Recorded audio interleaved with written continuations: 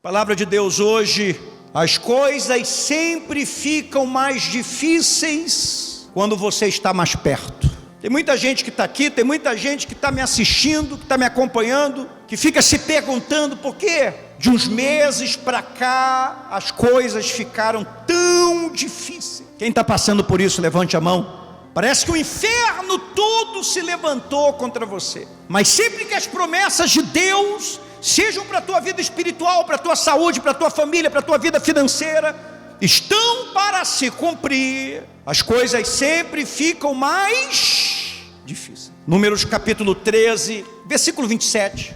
Os espias que Moisés mandou para espiar a terra, eles relataram a Moisés e disseram: fomos à terra que nos enviaste, e verdadeiramente mana leite e mel, este é o fruto dela. Então presta atenção. Então isso quer dizer que eles não estavam loucos. A terra prometida, realmente existia. Você tem que entender que quando você vai lendo Êxodo, você ainda vê o povo no Egito. Você vai lendo Levítico, você vai lendo Deuteronômio. Cada livro dos 5 livros que Moisés escreveu, que é chamado de Pentateuco da Bíblia, os 5 primeiros livros da Bíblia, cada livro que você vai lendo, aquele povo que estava escravo há 400 anos, vai chegando cada vez mais perto da terra prometida, que manava leite.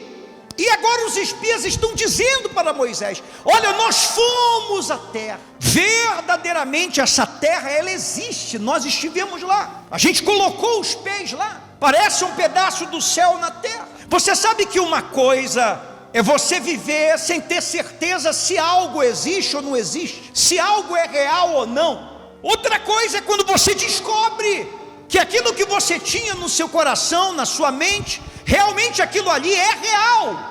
Você pôde estar lá, você colocou os seus pés lá, você segurou, e eles disseram: olha, a terra é tão real, tão real, tão real, que nós trouxemos os frutos. A palavra de Deus diz que um cacho de uva para carregar tinha que ser 2 homens, tamanha fartura.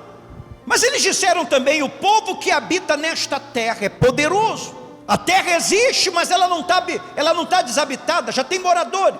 E os que habitam nesta terra são poderosos. E as cidades muito grandes e fortificadas. Também vimos ali os filhos de Anak, os gigantes. Eles estão dizendo: realmente os gigantes existem. A terra prometida existia. Uma boa notícia: os gigantes existiam dentro da terra prometida. Uma má notícia: aí você tem que escolher para onde você vai olhar, porque Deus vai te mostrar as promessas, o diabo vai te mostrar os gigantes. Deus vai te mostrar as promessas, o diabo vai te mostrar os gigantes. Quando eles foram lá na terra, eles viram 2 coisas. Eles viram que a terra era verdadeira, que a terra manava leite e mel, mas que também haviam gigantes ali. Os amalequitas habitam na terra do Neguebe, os heteus, os jebuseus, os amorreus habitam nas montanhas, os cananeus habitam ao pé do mar e pela ribeira do Jordão. Então Caleb fez calar o povo perante Moisés e disse: eia, subamos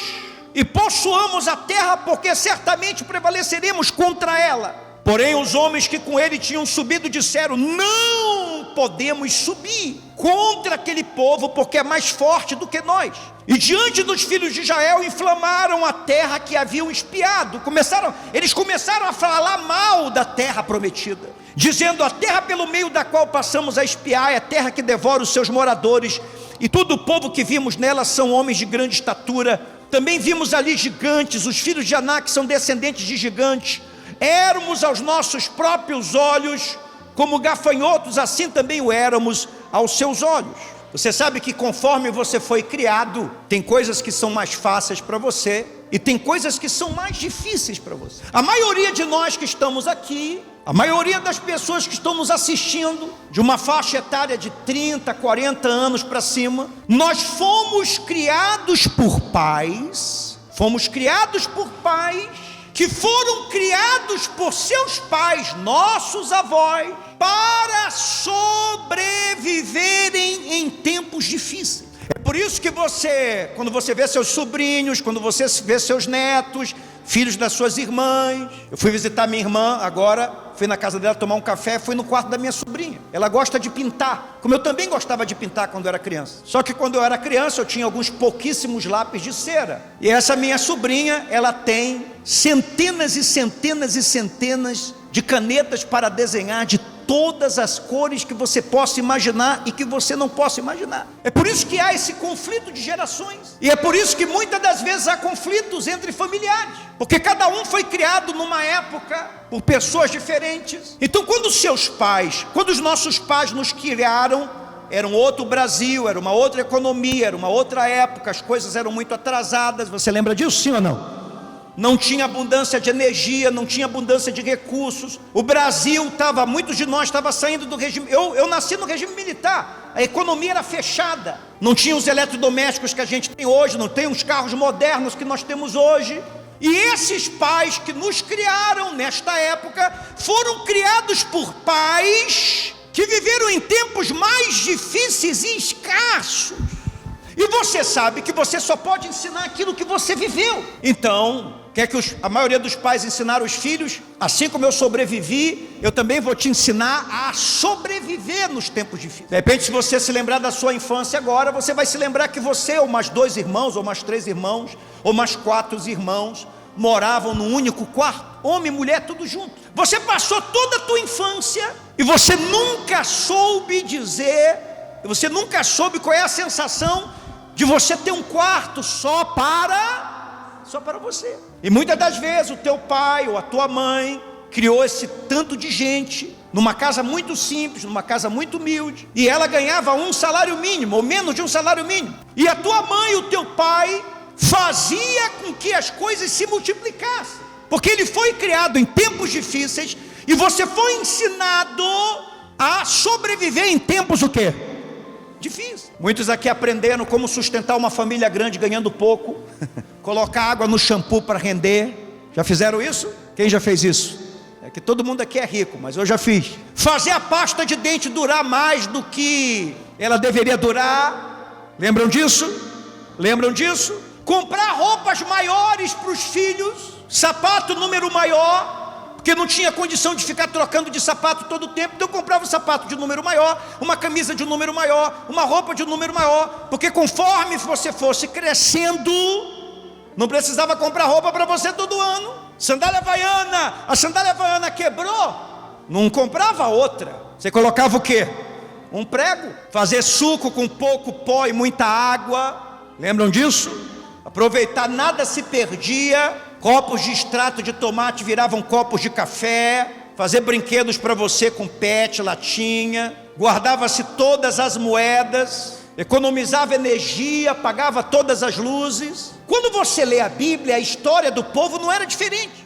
A maioria desse povo agora, esse povo agora que está aqui, esse povo que está aqui, eles têm a nossa idade, mais ou menos. Alguns saíram do Egito com 20 anos, 30 anos. Se eles sobreviveram no deserto, o deserto durou quanto tempo? 40? Então se você saiu do Egito com 30 anos, agora você tinha 70 anos. Se você saiu do Egito com 5 anos, agora você tinha 45 anos. Se você saiu do Egito com 10, agora você tinha 50 anos. Quem saiu no Egito com 50 anos, muitos poucos não chegaram a 90 anos, morreram no deserto. Então às vezes, quando você olha, você diz assim: o povo murmurou. Mas muito desse medo, dessa insegurança, dessa murmuração, foi pelo fato deles terem sido criados pelos seus pais apenas para sobreviver aonde? No deserto. Porque quando você passa por algo na tua vida que dura 40 anos, você acha que aquilo ali vai durar para sempre. Se você tem dor de cabeça há 40 anos, você já aprendeu a conviver com enxaqueca. Se você tem depressão faz 40 anos, antes da depressão ser depressão, você já tinha depressão, você só não sabia que era depressão. 40 anos, você convive com ela, você sobrevive. O problema é que quando você é criado para sobreviver, a única coisa que você vai aprender e vai fazer na sua vida toda é sobreviver. Se aquele povo tivesse que ficar no deserto mais 40 anos, eles ficavam tranquilamente. O sol já não era tão quente, a noite já não era tão fria. Tinha Deus que mandava maná para ele todos os dias. Você sabe que a primeira coisa que Deus fez quando eles entraram na terra prometida foi tirar o maná. Nunca mais Deus enviou o maná, porque agora eles estavam na terra, eles podiam trabalhar. Mas se você vive uma situação, a palavra de Deus diz que as roupas não ficavam velhas, as sandálias cresciam conforme você ia crescendo. Então eles foram criados para sobreviver no deserto. E eles não ficaram alguns dias, alguns meses, alguns anos. Eles ficaram quantos anos? 40 anos. Por isso que quando eles viram a terra, a cabeça deles entrou em parafuso. A terra é maravilhosa, mas a gente não vai tomar posse dela, porque ela é habitada por gigantes. É melhor ficar num deserto sem gigante do que arriscar a nossa vida na terra prometida e sermos mortos por eles. Tem determinadas coisas na tua vida, olha aqui para mim, tem determinadas coisas na tua vida que você, se você não tirar muita coisa que está enraizada dentro de você, se você não mudar muito do seu tipo de pensar, de agir, o seu espírito, você nunca vai avançar mais, porque sempre que você estiver perto de algo, as coisas vão ficar mais difíceis e estranhas, porque você está saindo de um ambiente e você está entrando em outro ambiente. Tem muita gente do povo de Deus que eles fazem que nem o povo de Israel, eles batem na porta e ficam na porta, eles não conseguem entrar, não conseguem romper, por causa da maneira de pensar, por causa da maneira de agir. Aquele povo todo, nenhum entrou na terra prometida, somente Josué e Calebe e os filhos, porque eles foram sendo criados, já preparados para tomar posse da terra. Você tem que ter isso na sua cabeça, sempre que as coisas ficarem difíceis, Deus está fazendo algo grande na minha vida, amém? Amém? Você tem que crer nisso. Você não pode ter medo dos desafios. Quando que Jesus foi tentado? Jesus foi tentado quando ele era criança. Você já leu isso? Que ele foi tentado. O diabo já sabia quem era Jesus, sabia. Mas o diabo não foi tentar ele quando ele era criança, nem quando ele era adolescente. E se tem alguém que você tenta com facilidade, são adolescentes, cheios dos seus hormônios. O ser humano mais frágil, o tempo que você é mais frágil na sua vida é na adolescência e na sua juventude, porque você ainda não aprendeu que cada escolha que você toma tem sérias consequências. Mas veja, o diabo não tentou Jesus quando ele tinha 12 anos, 15 anos, 16 anos, 17 anos, nem 18 anos, nem 21 anos. Quando que aconteceu a tentação? Quando ele foi batizado nas águas por João Batista, quando o Espírito Santo veio sobre ele, e ele ia começar o maior ministério do mundo, e ele ia fazer a maior obra de redenção e de salvação no mundo, morrendo por nós na cruz do Calvário e ressuscitando no terceiro dia, amém? E diz a palavra de Deus, você pode ler depois lá em Mateus 4, a partir do versículo 1, que o próprio Espírito Santo levou ele para o deserto, e lá ele foi tentado pelo próprio quê? Pelo próprio diabo. As coisas ficam mais difíceis quando algo está para acontecer. O inferno sabe quando algo está para acontecer na tua vida. Por isso que a tua postura diante das provações, diante das dificuldades, tem que ser outra. Você tem que estar forte. Jesus foi para o deserto, ele passou dias difíceis, mas ele tinha uma vantagem, ele estava cheio do Espírito Santo. Aí está a diferença. Muita coisa na tua história tu não pode mudar, e você não pode ser um adulto amargurado, com raiva dos seus pais, com raiva da sua família, da maneira que você foi criada, das coisas que foram difíceis para você. Agora, quando você é uma mulher, um homem cheio do Espírito Santo, você recebe o Espírito de Deus, você recebe a visão de Deus, você recebe os pensamentos de Deus, amém? Nós pregamos, lembra quarta-feira passada, primeiro fruto, amor, hoje alegria. O apóstolo Paulo diz, não vos embriagueis com vinho, mas enchei-vos do Espírito. Lembra que a gente pregou isso?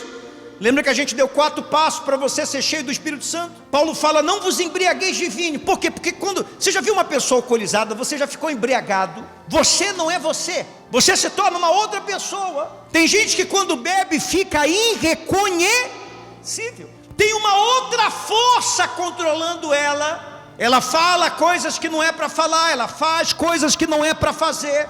Então Paulo está comparando uma pessoa embriagada com uma pessoa cheia do Espírito Santo. Assim como uma pessoa embriagada, ela tem uma outra força conduzindo ela, só que está conduzindo ela para a vergonha, para uma vida sem propósito. Paulo está dizendo, olha, se encha do Espírito, porque o Espírito vai fazer você pensar diferente, agir diferente, falar diferente, se comportar diferente. Você compreende? Sim ou não? Lá em Romanos 12, Paulo fala que nós temos que receber a nova mente, e não devemos nos comportar, não devemos nos conformar com este século, com esse mundo. Jesus disse lá em João 16, 21, a mulher quando está para dar à luz, você lembra quando você estava para dar à luz, as dores diminuíram ou aumentaram? Porque você estava para dar luz. Sempre quando algo bom acontece, as coisas sempre ficam mais difíceis. Às vezes você tirou toda a gravidez, foi fácil para você. Tem pessoas que são mais resistentes, você não teve tanto enjoo, você não teve tanto problema,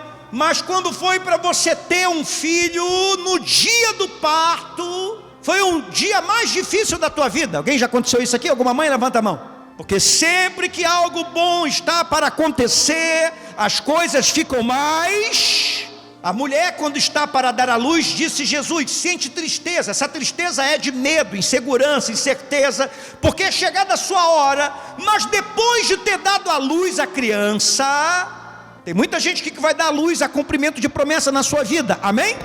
Já não se lembra da aflição pelo prazer de haver nascido um homem no mundo, um filho no mundo, um alerta da salvação. Por que eu sei que nós estamos caminhando a passos largos, caminhando a passos para a volta de Jesus? Porque, segundo Timóteo capítulo 3, versículo 1, saiba que nos últimos dias, então não vai acontecer isso nem no começo, nem no meio, mas nos últimos, haverá tempos muito difíceis.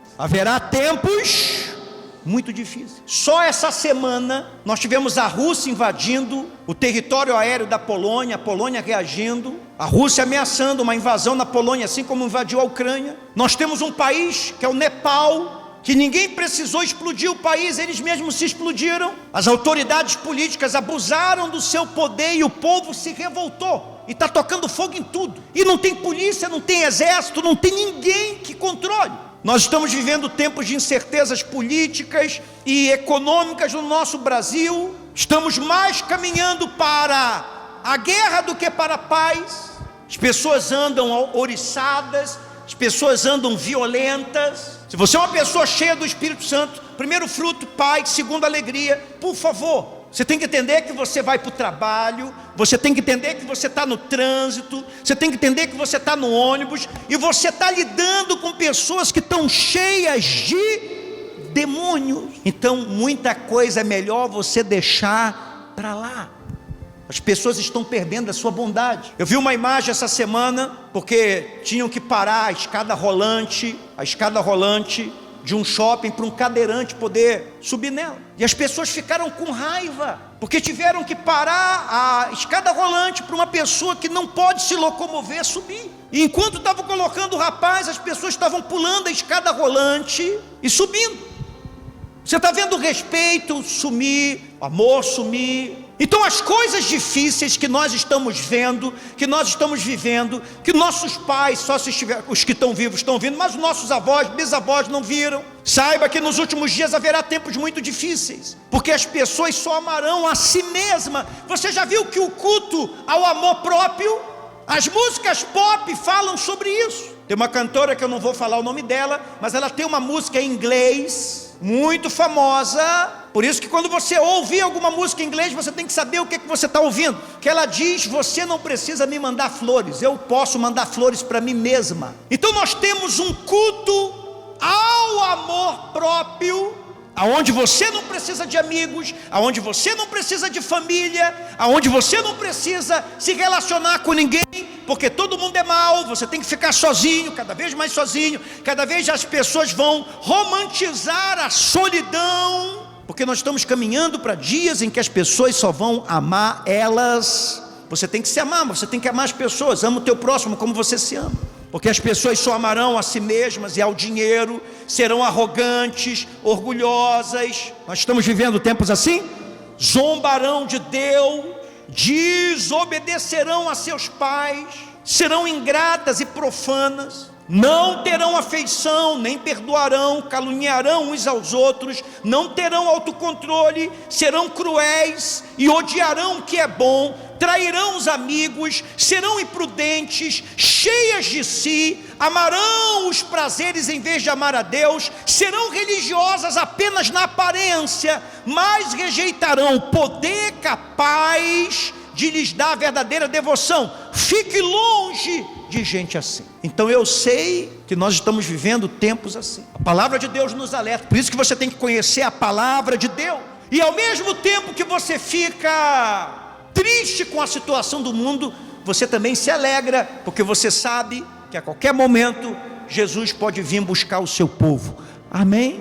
Sempre que algo bom está para acontecer, diga assim: as coisas ficam mais difíceis. Você quer ver uma coisa? Muita gente não é batizada com o Espírito Santo, e elas acham que falta fazer oração, elas acham que falta fazer jejum, e elas acham que faltam vir mais na igreja, fazerem votos e sacrifícios. Mas o que acontece com elas? Sempre que elas estão na igreja, sempre que elas estão em casa, quando elas começam a adorar a Deus, está tudo bem. E conforme ela vai se envolvendo com Deus, conforme o Espírito Santo vai envolvendo ela, sempre que ela está muito perto de ser batizada com o Espírito Santo, vem o diabo e sopra pensamentos de pecado, vem imagens na cabeça do que a pessoa fez, vem culpa, vem coisas imundas na mente, e a pessoa ela não tem estrutura espiritual. Ela que estava concentrada, ela tira os olhos de Jesus para colocar os olhos naquilo que o diabo está trazendo para a cabeça dela. Elas não têm discernimento que nem todo pensamento que vem na tua cabeça é teu. E se não é teu, diga assim: se não é meu, se não é de Deus, você não pode se importar com isso, você não deve dar crédito a isso. É apenas um pensamento. Pensamento não é pecado, se aquele pensamento não é teu. Aprenda a ignorar os pensamentos que não são teus. Será possível que você não se conhece? Você tem que conhecer a Deus, para você saber quando Deus está fazendo algo na sua vida, amém? Quando Ele está trazendo um pensamento na tua cabeça, quando Ele está trazendo um sentimento no seu coração, quando o Espírito Santo está derramando a glória dEle na tua vida, você compreende, sim ou não? Você tem que te conhecer. Para que você conheça a tua cabeça, você tem que conhecer os teus sentimentos, para você dizer: não, isso aqui sou eu sou assim. E você tem que saber quando algo não é nem de Deus. Se não é de Deus e não é seu, de quem que é? É do diabo. Então não fique com aquilo que o diabo tenta colocar na tua cabeça. Fique firme. Coisas boas sempre acontecem depois que os dias difíceis passam. Você pode estar passando por um deserto longo, como o povo de Israel passou durante 40 anos, mas até os desertos mais longos, eles têm fim, porque Deus é fiel.